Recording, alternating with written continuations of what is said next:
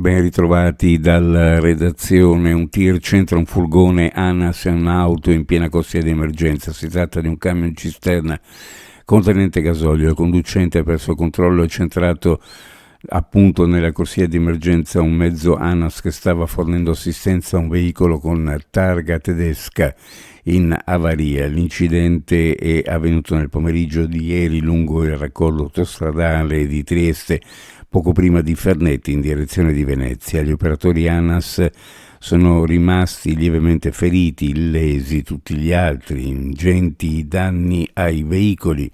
Il traffico è andato completamente in tilt da prima di Fernetti. Sul posto i sanitari del 118, polizia stradale, vigili del fuoco di Opicina, una pattuglia della Guardia di Finanza. È rimasta a piangere per ore abbracciata al corpo senza vita della mamma. Insieme erano scappate dalle bombe quando l'Ucraina era stata invasa dalla Russia, insieme si erano rifatti una vita a Trieste. Poi la tragedia. La mamma muore all'improvviso nell'appartamento di Servola e la piccola di 6 anni, per giunta disabile, rimane sola. Il dramma si è consumato nella giornata di martedì. Ora la bimba è stata affidata al Burlo Garofalo in attesa di trovare una nuova famiglia che possa prendersi cura di lei. È una forma di disabilità con ripercussioni sia fisiche sia cognitive. La donna di 38 anni è stata trovata morta nell'alloggio in cui viveva con la figlioletta.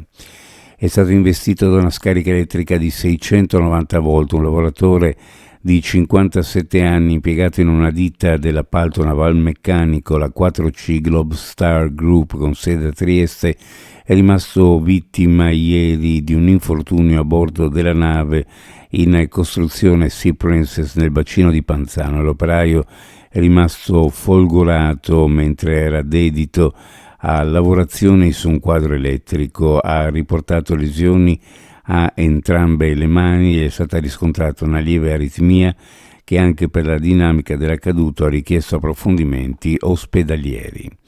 5 auto danneggiate nella stessa giornata, non si sa, si tratta di un raid dal momento che gli episodi hanno coinvolto località diverse: via dell'Agraria, Panzano, la frazione degli Alberoni al Lido di Saranzano e l'isola della Cona, e quindi la mano che ha compiuto queste azioni potrebbe essere anche diversa, ma resta indubbiamente una gran scocciatura per i titolari delle vetture che ora dovranno acquistare nuovi specchietto retrovisori, lunotti posteriori o comunque riparare le frazioni di uno sportello. Centinaia di euro a macchina. In un caso isolato si è consumato anche un furto. È sparita infatti una borsetta da donna contenente documenti e denaro contante per circa 100 euro.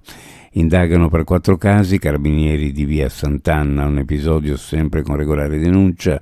Sporta è stato raccolto anche dalla volante del commissariato di polizia.